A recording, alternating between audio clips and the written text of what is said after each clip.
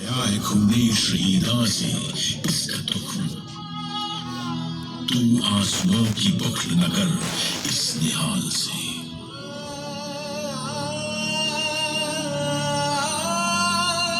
उस बैसाखी के दिन जो लोग इस बाग में शहीद हुए थे, वे न सिख थे, न हिंदू थे, न मुसलमान। उस बैसाखी खून से लथपथ हुआ था पूरा हिंदुस्तान।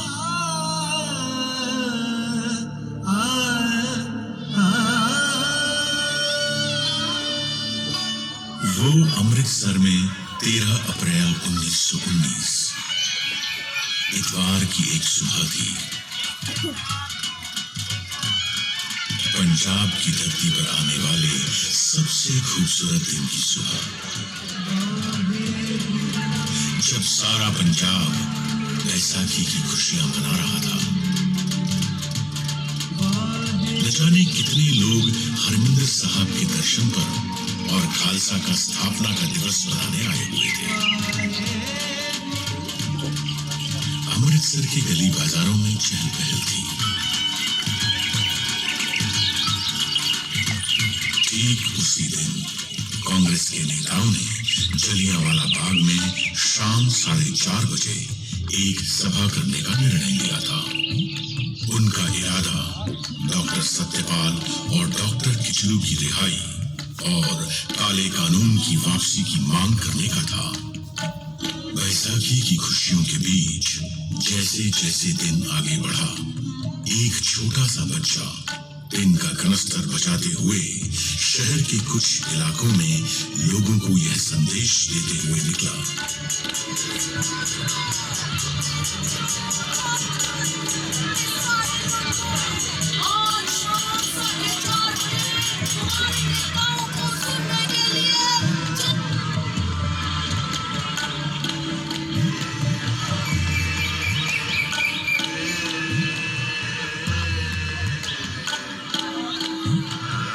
जैसे ही इस बच्चे की मुरादी को बैसाखी मनाते हुए लोगों ने सुना, तो सोचा कि जुल्म का विरोध करना तो कोई जुल्म नहीं है।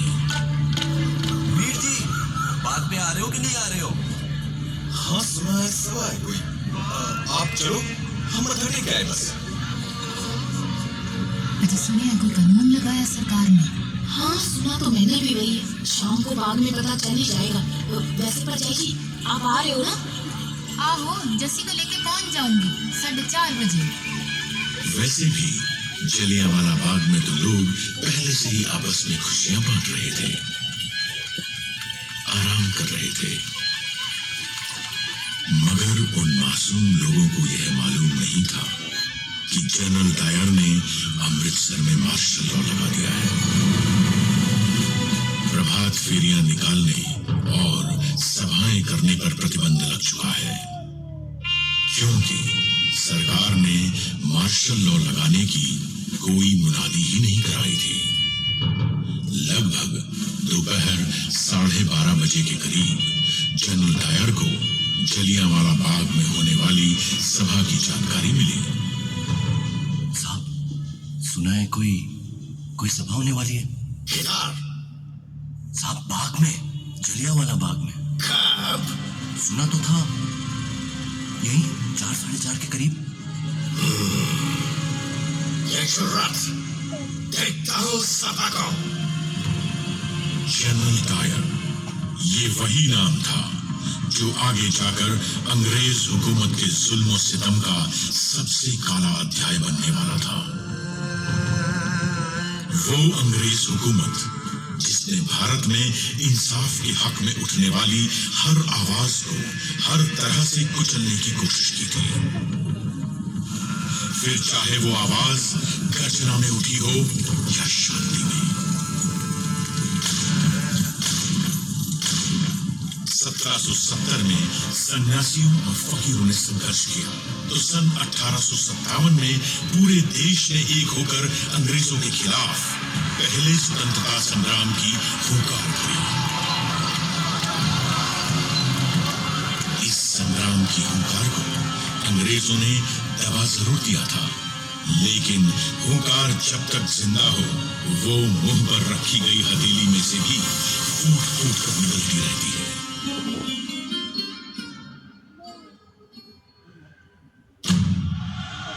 कभी क्रांतिकारियों ने आजादी का बीड़ा उठाया तो कभी कांग्रेस के गर्म दल ने। एक तरफ गदर पार्टी ने विदेशों में आजादी का संग्राम छेड़ दिया था, तो पंजाब में भी वो देश की आजादी के लिए सक्रिय थी। सन 1915 में रासबिहारी बोस ने पंजाब आकर लाहौर, फिरोजपुर, अमृतसर, ननकाना साहिब और तरन तारण में अपने दूतों के जरिए अंग्रेजी सेना में सेवारत भारतीय सैनिकों से सशस्त्र क्रांति के लिए संपर्क किया। मगर किसी तरह यह योजना अंग्रेजों को पता लग गई और कई क्रांतिकारी गिरफ्तार किए गए।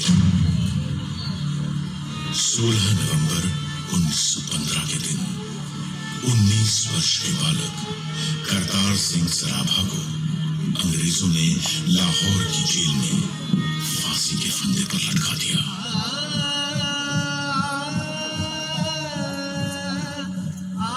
सन 1918 में सैन फ्रांसिस्को में गदर दल के सदस्यों पर मुकदमे चलाकर सजाएं दी गईं।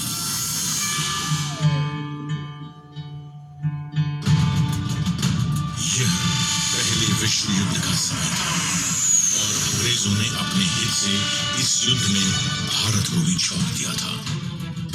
इस युद्ध में अंग्रेजों ने भारत की संपदा, युद्ध सामग्री और सैनिकों का जमकर इस्तेमाल किया और बदले में भारत को क्या मिला?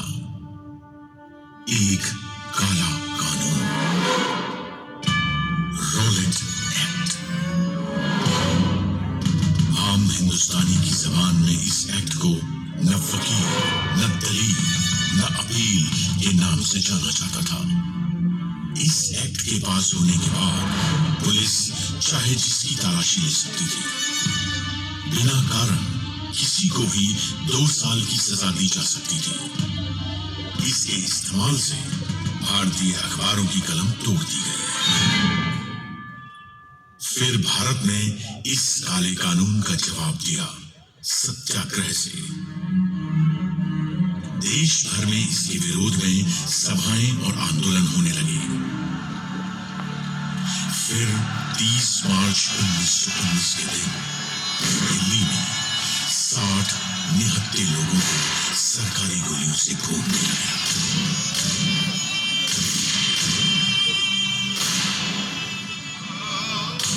पंजाब में डॉक्टर सत्यपाल और डॉक्टर सैफुद्दीन किचलू इसी कानून के विरोध का नेतृत्व कर रहे थे। तभी अंग्रेजों ने उन्हें गिरफ्तार कर लिया। पंजाब की जनता ने इस गिरफ्तारी का विरोध किया और उनकी रिहाई के लिए आवेदन तक दिए। लेकिन पंजाब के lieutenant governor Michael O'Dwyer पर इसका कोई असर नहीं हुआ। उसके इरादे कुछ और ही थे। 9 अप्रैल 1919 को रामनवमी का त्योहार अमृतसर में शांतिपूर्वक बीता था। फिर भी अंग्रेजों ने उस दिन महात्मा गांधी के वहां आने पर रोक लगा दी और उन्हें पलवल पर ही गिरफ्तार कर लिया। आप यहाँ से आगे नहीं जा सकते। आपको गिरफ्तार किया जाता है। You are under arrest। इसके विरोध में पंजाब में कई जगहों पर सभाएं हुई, लेकिन लोगों को यह नहीं मालूम था कि उनके इस अहिंसात्मक प्रतिरोध का जवाब अंग्रेज किस बर्बरता से देंगे। माइकल ओ डायर ने जनरल डायर को सेना की टुकड़ियों के साथ जालंधर से बुलवा लिया। General, report immediately with your troops. तुम्हारी यहाँ जरूरत है। इन हिंदुस्तानियों को काबू में लाना पड़ेगा। Yes sir, I am coming. जब जलियांवाला बाग में बैसाखी मनाने आए हजारों हिंदुस्तानी अपने नेता हंसराज को सुन रहे थे, एक हवाई जहाज उनके ऊपर से गुजरा। दरअसल अंग्रेज हवाई जहाज से बाग का मुआयना कर रहे थे। इस घटना घटना से वहां मौजूद लोगों में बेचैनी बढ़ गई। शांति बनाए रखिए, शांति बनाए रखिए, डरने की कोई बात नहीं है। उनके नेता ने उन्हें न घबराने की सलाह दी। तभी कुछ ही देर में दूर से उस संकरी गली से कुछ आवाजें आनी शुरू हुई। कुछ बख्तरबंद गाड़ियां गली के बाहर आ रही थी। जनरल डायर अपने 90 सैनिकों के साथ बाग में आ चुका था। अगर हमने हिंसा की तो हम उनसे अलग कैसे हुए? लोगों में कुछ हलचल सी हुई, मगर हंसराज ने उन्हें डरने से मना किया। डरने की कोई बात नहीं है, हम शांति से बात करेंगे।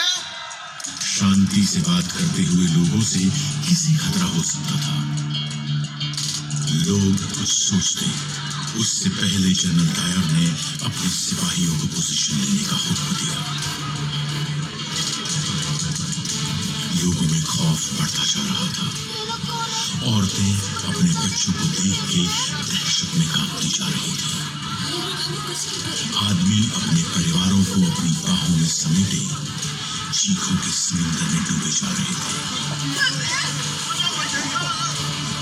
और बच्चों को तो मालूम भी नहीं था कि उनके मासूम से खिलखिलाते चेहरे कुछ देर बाद एक गहरी और ठंडी खामोशी में गुम हो जाने वाले थे। न कोई चेतावनी, न बाग खाली करने की घोषणा, न सभा बंद करने का हुक्म। सीधे एक हुक्म जारी हुआ।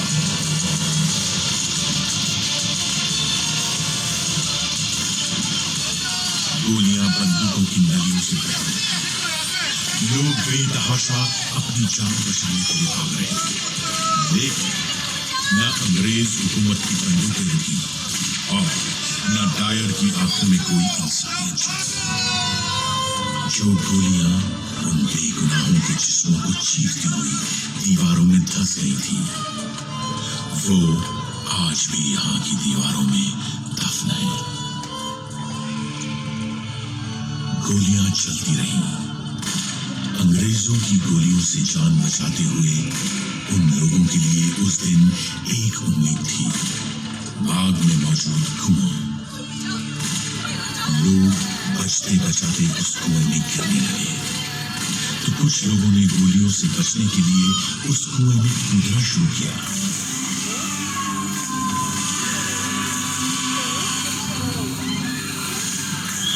एक के बाद एक लोग उस कुएं में गिरते चले गए।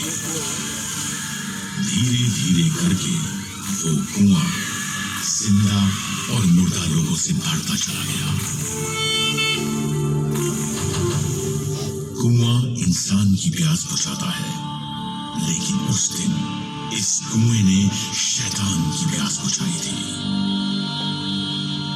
ये कुआं इस ऐतिहासिक मैदान के बीच में गूंजता हुआ एक काला धब्बा है, जिसमें आज भी उन मासूमों की चीखें गूंज रही हैं। उस दिन जलियांवाला बाग में खूनी जनरल डायर की प्यासी बंदूकें गोलियां खत्म होने तक चलती रहीं और हिंदुस्तानी शहीद होते रहे। उसे तो यह अफसोस हो रहा था कि गली संकरी होने के कारण वह अपनी मशीन गन वहां तक नहीं ला पाया था।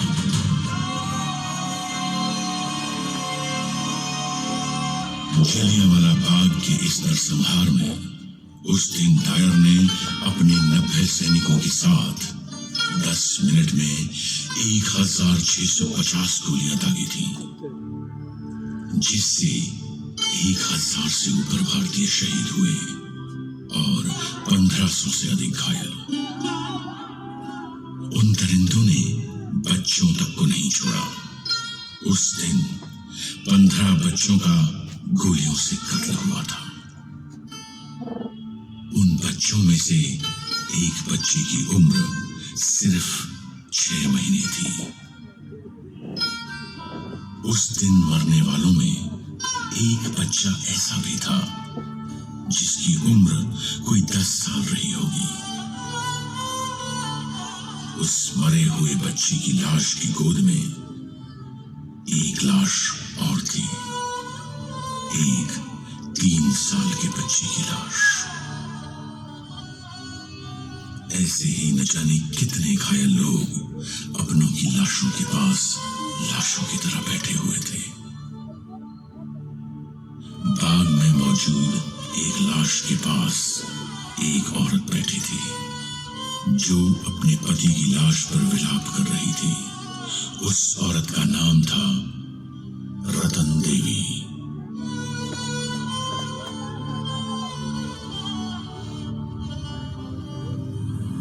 कुत्तों को भगाने के लिए मैंने एक छड़ी खोजी। वहां दर्द में छटपटाते 3 और लोगों को भी देखा। साथ ही करीब 12 साल के एक बच्चे को देखा, जिसने कराहते हुए विनती की कि मैं वहां से ना जाऊं। मैंने पूछा कि क्या मैं उसे कुछ उड़ा दूं, लेकिन उसे तो केवल पानी चाहिए था। उस जगह मैं पानी कहां से लाती? अपनी अनुभूतियों को व्यक्त करना मेरे लिए असंभव है। वहां मृतकों के ढेर लगे पड़े थे। उनमें से बहुत से छोटे छोटे मासूम बच्चे भी थे। मैं वो दृश्य कभी नहीं भूल सकती। मृतकों के उस एकाकी जंगल में पूरी रात मैंने अकेले ही बिताई। हर घंटे घड़ी की आवाज सुनाई दे रही थी। सुबह 6 बजे मेरी गली से कुछ लोग चारपाई लाए और मैं अपने पति का शरीर घर ले जा सकी। उस रात मैंने जो अनुभव किया वो केवल मुझे और मेरे भगवान को ही पता है।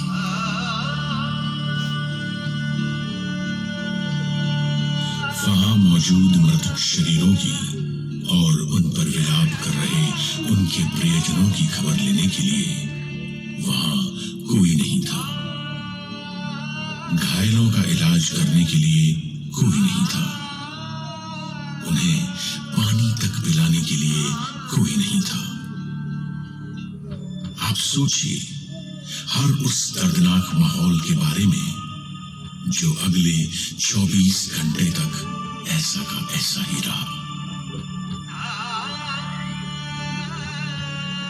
वो दर्द और वो खामोशी जो उस दिन जलियांवाला बाग में पैदा हुई थी, वो खामोशी हिंदुस्तान के सीने में आज तक गूंज रही है।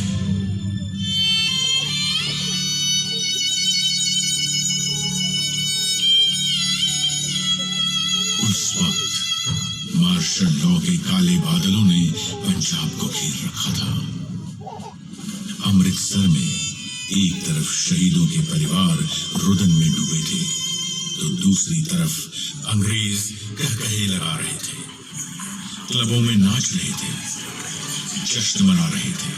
वो रोज मार्शल लॉ का इस्तेमाल करके न जाने कितनों को जेल की सलाखों के पीछे डाल के यातनाएं देते रहे। इस नरसंहार का दोनों दायरों पर कोई असर नहीं हुआ। कई दिनों दोनों अमृतसर के लोगों को अपने जुल्म से दबाते रहे। उनका जुल्म इस हद तक था कि जो भी हिंदुस्तानी उस गली से गुजरता था उसे घुटनों और हाथों पर रेंगने के लिए मजबूर किया जाता था। सारा पंजाब इस अंग्रेजी आतंक का सामना कर रहा था। जमीन पे रगड़ते हुए निकलो यहाँ से। जब 14 अप्रैल को अमृतसर से 87 किलोमीटर दूर गुजरानवाला में कुछ भारतीय अंग्रेजों के खिलाफ प्रदर्शन कर रहे थे, हवाई जहाज से बम बरसाए गए। न जाने कितने मारे। दुनिया की सभ्यता का झंडा उठाने वाली अंग्रेज हुकूमत का असली चेहरा ये था। पंजाब से कोई खबर बाहर नहीं जा रही थी, लेकिन हुंकार जब तक जिंदा हो वो मुंह पर रखी गई हथेली से भी फूट फूट कर निकलती रहती है। धीरे धीरे जब इस नरसंहार की खबरें देश में फैली तो पूरा हिंदुस्तान विरोध में उठ खड़ा हुआ। रॉलेट एक्ट के खिलाफ देश भर में आंदोलन तेज हो गया। यहाँ देश में प्रदर्शन और धरने हो रहे थे, तो उधर अंग्रेज डायर का गुणगान कर रहे थे। उनका ख्याल था कि इन गोलियों की आवाज में भारत का राष्ट्रवाद और स्वतंत्रता का संग्राम दब जाएगा। एक अंग्रेजी कवि रुडयार्ड किपलिंग ने डायर को शाबाशी ही नहीं दी, बल्कि उसके लिए एक राहत कोष तक खोल दिया। अंग्रेजी अखबार डायर को साम्राज्य का बहादुर रक्षक बता रहे थे।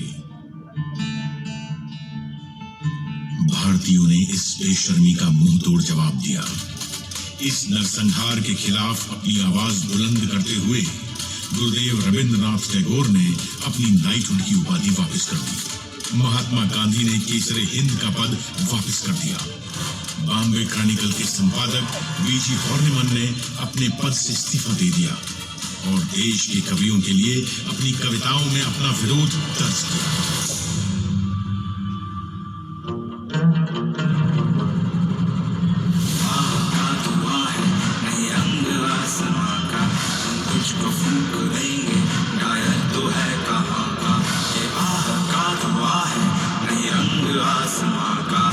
तुझको फूंक देंगे, डायर तो है कहाँ का।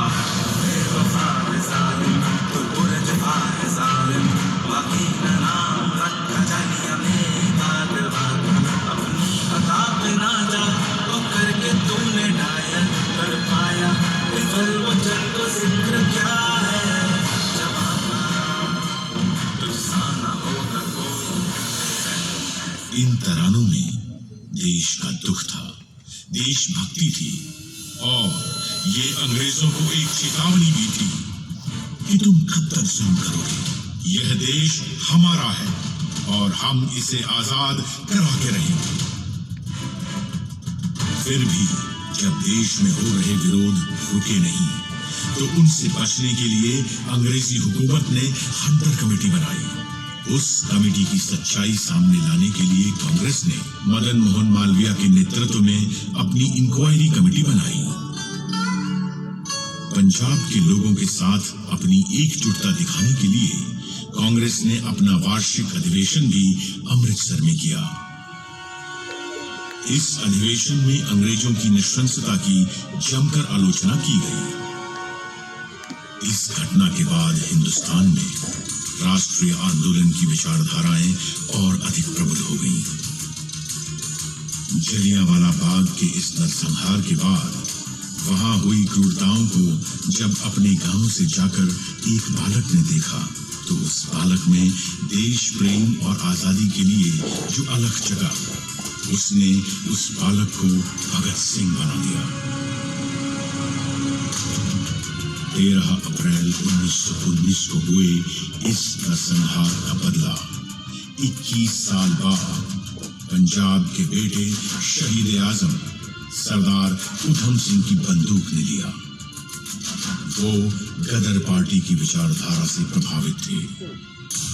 लंदन के गेस्टन हॉल में 13 मार्च 1940 के दिन चली वो 6 गोलियां माइकल ओडायर के जिस्म में उतरी।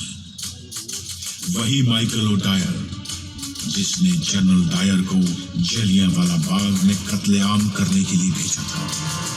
उसे गोली मारने के बाद उधम सिंह वहां से भागे नहीं।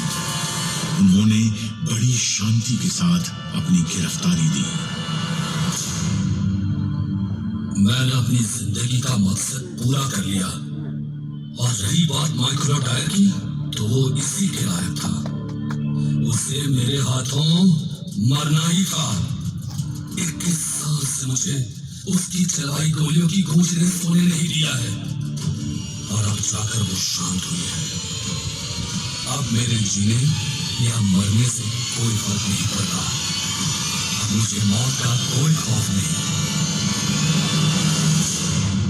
अपने मुकदमे के दौरान हिंदू मुस्लिम एकता की मिसाल कायल करते हुए उन्होंने अपना नाम मोहम्मद सिंह आजाद बताया था। मेरे पे कत्ल का इल्जाम है। पता है मुझे अपने किए पर गर्व है, क्योंकि मैंने वो अपने मुल्क की आजादी के लिए किया है। क्या ये अदालत मुझे बतलाएगी कि क्या जलियांवाला बाग में जनरल डायर की मनाई हुई वो भूमि बैसाखी कत्लेआम नहीं थी? अंग्रेजों ने उन्हें लंदन की पेंटनविले जेल में फांसी पर लटकाया था। आज भी ये देश उस शहीद सिख को सलाम करता है। शहीद, तेरी मौत ही तेरे वतन की जिंदगी। शहीद, तेरी मौत ही तेरे वतन की जिंदगी। तेरे लहू से जाग उठेगी इस जवन की जिंदगी। खिलेंगे फूल उस जगह कि तू जहां शहीद हो। खिलेंगे फूल उस जगह कि तू जहां शहीद हो। शहीद, तेरी मौत ही तेरे वतन की जिंदगी। ये जो इतिहास आप सबने सुना, ये इतिहास उस क्रूरता का इतिहास है जिसे हमारे देशवासियों ने झेला था। ये इतिहास है जलियांवाला बाग में हुई उस शहादत का जिसने राष्ट्रवाद की एक नई लहर को जगाया था और अंग्रेजी हुकूमत के खिलाफ लड़ने के लिए हमारे देशवासियों का मनोबल दृढ़ किया था। ये वो इतिहास है जो हमें सिखाता है कि जालिम चाहे कितना भी क्रूर क्यों ना हो, वो एक दिन झुकता जरूर है। ये इतिहास है उन शहीदों का जिनकी शहादत को हमारे देश और हमारे देशवासी कभी भूलेंगे नहीं और उसे कभी बेकार नहीं जाने देंगे। आओ हमारे उन शहीदों को सलाम करें जिन्होंने हमें आजादी दिलाई और सलामी दें हमारे उन जाबाज जवानों को जिन्होंने हमारी स्वतंत्रता की, हमारे प्रजातंत्र की और हमारे अधिकारों की हिफाजत की।